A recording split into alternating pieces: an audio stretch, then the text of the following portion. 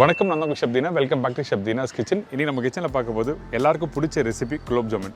இந்த குலோப் ஜாமுன் பண்ணும்போது என்ன பண்ணுவாங்க, சில பேர் வந்து ஃப்ரை பண்ணும்போது உடஞ்சி வரும். இந்த மாதிரிலாம் வராமல் இருக்கிறதுக்கு என்ன பண்ணுன்னு சொல்லிட்டு தெளிவாக விளக்கமாக வீடியோவில் கொடுத்துருக்கேன்.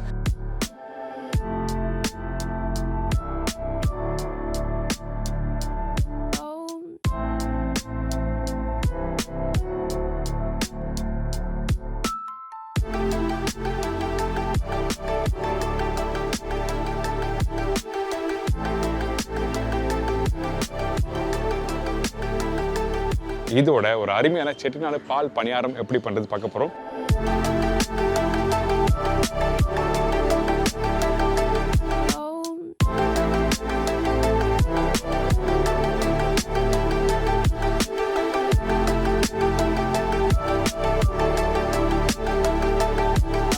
இப்போ இந்த ரெசிபிக்கு தேவையான பொருட்கள் பார்த்தலாமா?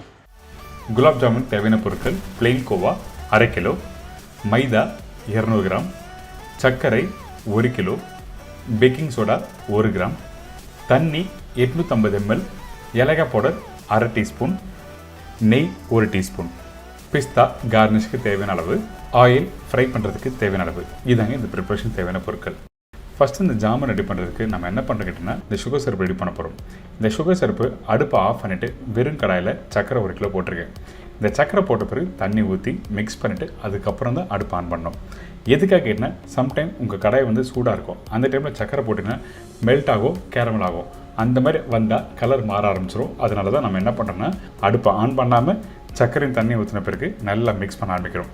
அதே டைமில் அந்த மெஷர்மெண்ட் கிளாஸ் ஒன்று பார்த்தீங்களா, இந்த 1 கிலோ சர்க்கரைக்கு கரெக்டாக 750 ml தண்ணி ஊற்றிருக்கேன். டோட்டலாக 850 ml வாட்டர் யூஸ் பண்ணியிருக்கேன். அதில் 750 ml யூஸ் பண்ணியிருக்கேன். அதாவது 2 பெரிய கிளாஸ் அளவுக்கு தண்ணி ஊற்றிருக்கோம்.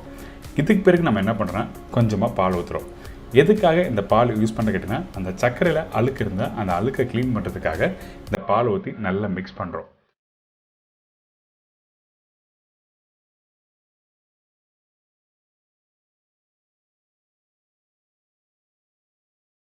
மிக்ஸ் பண்ணி முடித்த பிறகு ஒரு கொதி வரும் பார்த்தீங்களா, அந்த டைமில் வெள்ளையாக வர ஆரம்பிக்கும். இந்த மாதிரி வர டைமில் அந்த அழுக்கை அப்படியே ஸ்ட்ரெயின் பண்ணி எடுக்கிறோம். அதே டைமில் கொஞ்சம் பச்சை தண்ணி ஊற்றினா டெம்பரேச்சர் டவுன் ஆகும். இதை க்ளீன் பண்ணுறதுக்கு ரொம்ப ஈஸியாக இருக்கும்.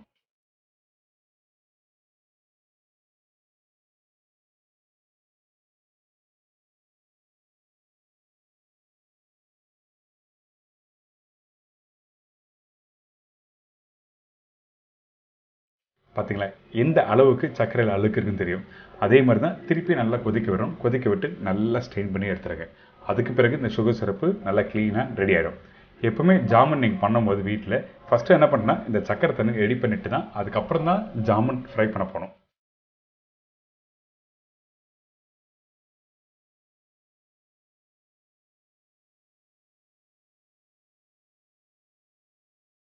இந்த சுகர் சிரப்போட பக்குவம் எப்படி கேட்டிங்கன்னா, அந்த கம்பி பதம் வரதுக்கு முன்னாடியே கொஞ்சம் கெட்டியாக இருக்கும். அதாவது கையில் தொட்டு பார்த்தீங்கன்னா கொஞ்சம் வளவளப்பாக இருக்கும். அதே டைமில் கரண்டில் எடுத்து பார்த்தீங்கன்னா தண்ணியாக இருக்கணும். இந்த மாதிரி கரெக்டான டெக்ஸ்டர் இருக்கணும். கெட்டியாக இருந்தால் சுகர் சிரப்பு இறங்காது அந்த ஜாமனில். இதுவே தண்ணியாக இருந்தால் அந்த ஃப்ரை பண்ணி போடும்போது அந்த ஜாமன் மேலே இருக்க ஸ்கின், அதாவது அந்த ப்ரௌன் கலர் பார்த்தீங்கன்னா அது அப்படியே பிரிஞ்சு வந்துடும். அதனால தான் தண்ணியாக இருக்கக்கூடாது, அதே டைமில் திக்காக இருக்கக்கூடாது. கரெக்டான டெக்ஸ்டரில் சுகர் சிரப் நீங்கள் ரெடி பண்ணினா ஜாமுன் சூப்பராக வரும். இதுக்கு பிறகு ஜாமுன் எப்படி ரெடி பண்ணுறது பார்க்கலாம். இப்போ நம்ம என்ன பண்ணுறோம் கேட்டிங்கன்னா, இந்த பிளெயின் கோவா யூஸ் பண்ணி தான் பண்ண போகிறோம். நம்ம சேனலில் ஆல்ரெடி ரெடிமேட் மிக்ஸ் வச்சு பண்ணுறது பார்த்துருக்கோம். ஆனால் இன்றைக்கி இந்த பிளெயின் கோவா வச்சு பண்ணும்போது ப்ராப்பரான டெக்ஸ்டர், நீங்கள் ஒரு ஸ்வீட் கடைக்கு போனோம் இந்த மெத்தட் தான் பண்ணுவாங்க. இதே ஒரு ஹோட்டலுக்கு போய் சாப்பிட்டாலும் இந்த பிளெயின் கோவா வச்சு தான் பண்ணுவாங்க. அதனால் இப்போ இந்த பவுலில் பிளெயின் கோவா போட்டிருக்கேன். அதே டைமில் மைதா போட்டிருக்கோம். இந்த மைதா பிளெயின் கோவா ரெண்டுத்தையும் நல்லா மிக்ஸ் பண்ணணும். தனித்தனியாக இருக்கக்கூடாது. நல்லா மிக்ஸ் பண்ணி முடித்த பிறகு தான் அடுத்த ஸ்டேஜ் போகணும்.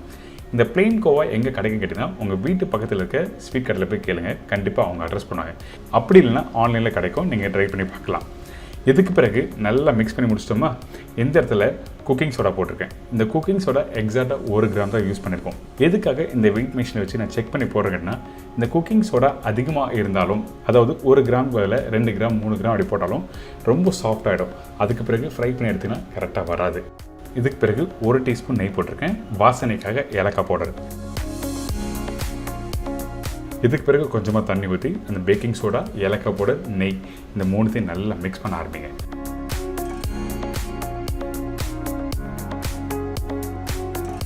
மிக்ஸ் பண்ணி முடித்த பிறகு ஏற்கனவே மிக்ஸ் பண்ணி வச்சுருக்க அந்த பிளெயின் கோவா மைதா இருக்குல்ல, இது எல்லாத்தையும் ஒன்றா சேர்க்க ஆரம்பிக்கிறோம். இந்த இடத்துல தண்ணி யூஸ் பண்ணுறோம். நான் ஏற்கனவே 850 ml தண்ணி இந்த ப்ரிப்பரேஷன் யூஸ் பண்ணியிருக்கேன். அதில் 750 ml சுகர் சிரப்புக்கு, மீதி 100 ml இந்த இடத்துல யூஸ் பண்ணியிருக்கோம். அதாவது இந்த கோவா மைதாவோட மிக்ஸ் பண்ணுறதுக்காக 100 ml போட்டிருக்கோம். சில பிளெயின் கோவா வந்து ரொம்ப கெட்டியாக இருக்கும். அந்த டைமில் ஒரு 25லேருந்து 50 ml எக்ஸ்ட்ரா ஆட் பண்ணலாம் தண்ணி. சரிங்களா? இந்த அளவுக்கு நல்லா சாஃப்டாக மிக்ஸ் பண்ணிக்கணும். எந்த அளவுக்கு சாஃப்டாக இருக்கோ அந்த அளவுக்கு வந்து சூப்பராக வரும். அதே டைமில் கையில் ஒட்டாமல் கரெக்டாக வரணும்.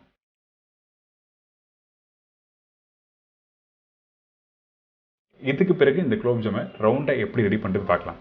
ஃபஸ்ட்டு இந்த மாவு எடுத்துக்கங்க. எடுத்த பிறகு கையில், அதாவது உள்ளங்கையில் வச்சு நல்லா அழுத்தி மெதுவாக ரிலீஸ் பண்ணும். அப்படி பண்ணும்போது நல்லா ரவுண்டாக வரும்.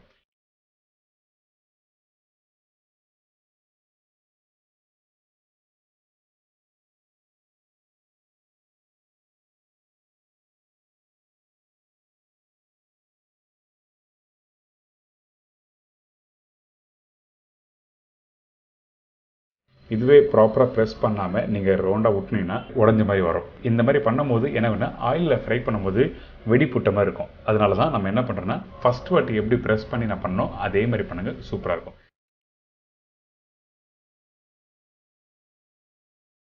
இப்போது இந்த டோவை நல்லா ரவுண்டாக உருட்டி வச்சுருக்கோம். இதுக்கு பிறகு எண்ணெய் கடாய் இருக்குது. அந்த எண்ணெய் தொட்டினா லைட்டாக சூடாக்கணும். அந்த டைமில் நம்ம என்ன பண்ணுறோன்னா கொஞ்சம் மைதா போடுறோம். எதுக்காக இந்த மைதாவை இந்த இடத்துல யூஸ் பண்ணுற கேட்டிங்கன்னா, இந்த மாதிரி ஸ்டெயின்லெஸ் ஸ்டீல் கடாய் யூஸ் பண்ணும்போது ஃபஸ்ட் டைம் அடிபிடிக்க ஆரம்பிக்கும். இதே இரும்பு கடாய்னா ஒரு ப்ராப்ளம் இல்லை, நீங்கள் அப்படியே ஃப்ரை பண்ண ஆரம்பிக்கலாம். அடுத்து நம்ம என்ன பண்ணுறோன்னா, ஃபஸ்ட்டு ஒரு பீஸ் எண்ணெய் கடாயில் போடுங்க. போட்ட உடனே அந்த பபுள்ஸ் வந்து ஸ்லோவாக சின்னதாக வரும்.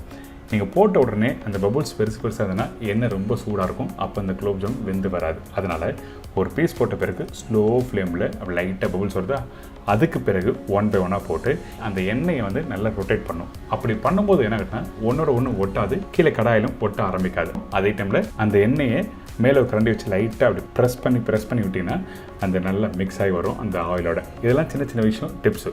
இன்னொரு முக்கியமான விஷயம், அந்த ரவுண்டாக போட்டிருக்க டப்ளிங்ஸை ஆயிலில் போட்ட உடனே கரண்டி விட்டு மிக்ஸ் பண்ணக்கூடாது. அப்படி மிக்ஸ் பண்ணால் உடையிறதுக்கு வாய்ப்பு நிறைய இருக்குது. ஸ்லோ ஃப்ளேமில் இந்த ஜாமுனை நல்லா குக் பண்ணி எடுத்துருங்க.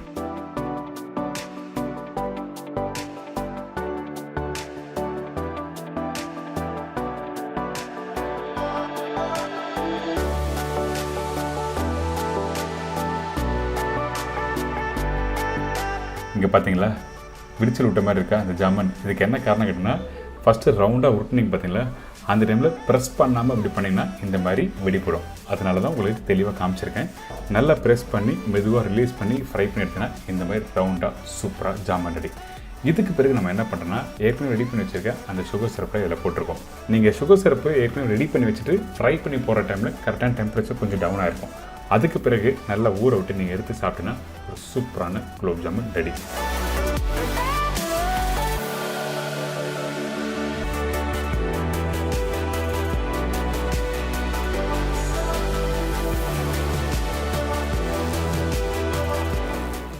இப்போ பார்த்தீங்களா, இந்த ஜாமனை கரண்டில் எடுத்து பார்க்கும்போது அப்படியே சாப்பிடும் போல இருக்குல்ல. இப்போ உடைச்சு காமிக்கிறேன். அந்த சுகர் சிரப் நல்லா இறங்கியிருக்கா, இந்த மாதிரி தான் இருக்கணும் வீட்டில் பண்ணும்போது. இன்றைக்கி நம்ம சேனலில் குலோப் ஜாமுன் எப்படி பண்ணுறது, எப்படி பண்ணக்கூடாது, என்னென்ன மிஸ்டேக் வரும்னு சொல்லிட்டு தெளிவாக விளக்கமாக சொல்லி கொடுத்துருக்கேன். இதை தொடர்ந்து ஒரு அருமையான செட்டிநாடு பால் பணியாரம் எப்படி பண்ணுறது பார்க்க போகிறோம். இந்த ரெசிபிக்கு தேவையான பொருட்கள் பார்த்தலாமா?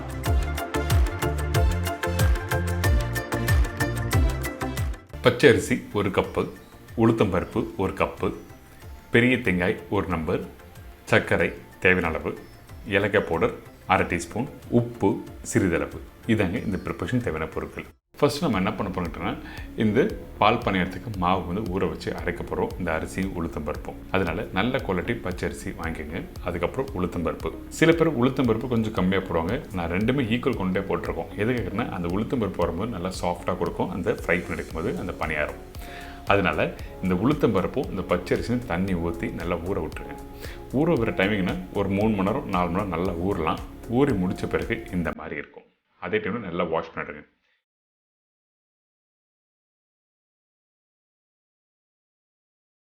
இந்த வாஷ் பண்ணி முடித்த பிறகு நம்ம என்ன பண்ணுறோம், டேரெக்டாக மிக்ஸி ஜாரில் போட்டு அரைச்சிடும்.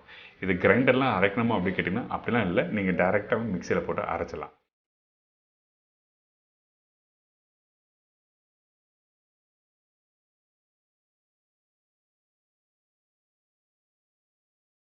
அரைக்கும் போது தேவையான அளவுக்கு தண்ணி ஊற்றி நல்லா டைட்டாக அரைச்சிருங்க. டைட்டானா ரொம்ப டைட்டாக இல்லை, நீங்கள் வீட்டில் இந்த வடை மாவு அரைப்பீங்கள்ல, அதாவது இந்த உளுத்தம் பருப்பு வடை மாவு அரைப்பீங்களே அந்த பக்குவத்துக்கு கரெக்டாக அரைச்சி எடுத்துருக்கணும். அதே டைமில் இந்த மாவு அரைக்கும் போது நல்லா ஸ்மூத்தாக அரைச்சிருக்கணும், அதாவது ஃபைன் பேஸ்ட்டாக அரைச்சிருக்கணும்னு சொல்கிறேன்.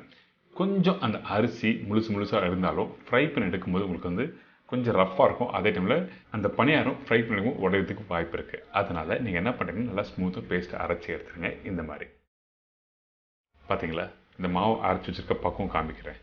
இந்த மாவை நீங்கள் அப்படி கையில் எடுத்திங்கன்னா இந்த மாதிரி இருக்கும். அந்த மாவு கீழே விழும்போது நின்று விழும். இந்த மாதிரி பக்குவத்துக்கு கரெக்டாக அரைச்சி எடுத்தால் தான் உங்களுக்கு ஃப்ரை பண்ணும்போது எண்ணெய் பிடிக்காமல் அழகாக பணியாரம் ரெடி ஆகும். இதுக்கப்புறம் இந்த தேங்காய், இந்த முழு தேங்காய் இந்த மாதிரி கட் பண்ணி மிக்ஸி ஜாரில் போட்டிருக்கோம்.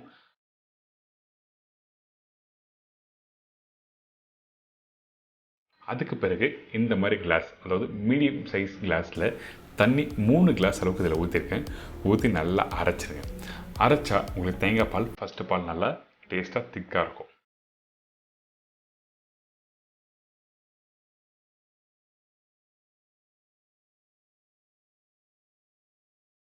இந்த மாதிரி பாலை எடுத்து வச்சிரும்.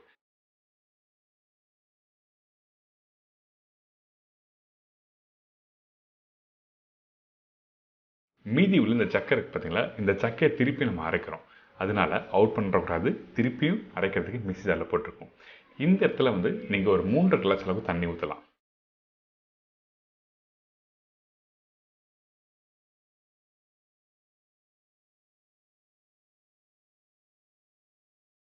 அரைச்சிங்கன்னா திருப்பி இந்த பால் கிடைக்கும். இருந்தாலும் அதிகமான கொண்டு தண்ணி ஊற்றி அரைச்சா பால் நிறைய கிடைக்கும் சொல்லுவாங்க. ஆனால் என்னோட சஜஷன், அதிகமான தண்ணி ஊற்றி அரைச்சிங்கன்னா உங்களுக்கு வந்து கண்டிப்பாக டேஸ்ட்டு கொடுக்காது. அதனால தான் திக்கான பாலை அரைச்சி எடுத்து வச்சுருக்கோம். இதுக்கப்புறம் சர்க்கரை தேவையான அளவுக்கு நீங்கள் யூஸ் பண்ணிக்கலாம். இந்த இடத்துல நான் வெள்ளை சர்க்கரை யூஸ் பண்ணியிருக்கேன். உங்களுக்கு வேணும்னா நீங்கள் நாட்டு சர்க்கரை இதில் யூஸ் பண்ணிக்கலாம், தவறு எதுவுமே இல்லை. இதுக்கப்புறம் வாசனைக்காக ஏலக்காய் பவுடர் போட்டிருக்கோம். இந்த சர்க்கரை, ஏலக்காய் பவுடர், தேங்காய் பால் நல்லா மிக்ஸ் பண்ணிவிட்டு எடுத்து வச்சுருங்க ஃப்ரிட்ஜில்.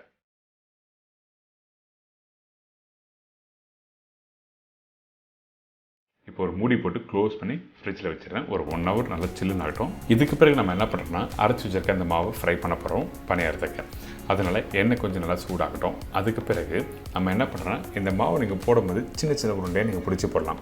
சில பேர் ஸ்பூனில் போடுவாங்க, சில பேர் வந்து கொட்டாங்குச்சி இருக்குல்ல, அதாவது தேங்காய் மூடி இருக்குல்ல, தேங்காய் மூடியில் வந்து அந்த மேல் கண்ணை வந்து சின்னதாக ஒரு ஓட்டை போட்டு அதில் போடுவாங்க. எதுக்காக அப்படி போடுறான்னு கேட்டிங்கன்னா, அழகாக ரவுண்டாக விழும். அதனால தான் வந்து கொட்டாங்குச்சி யூஸ் பண்ணுவாங்க. அப்படி உங்களுக்கு கம்ஃபர்டபுளாக இல்லைன்னா நீங்கள் டேரெக்டாக வந்து நீங்கள் இது மாதிரி ஒன்றுனா சின்ன பீஸாக போடலாம்.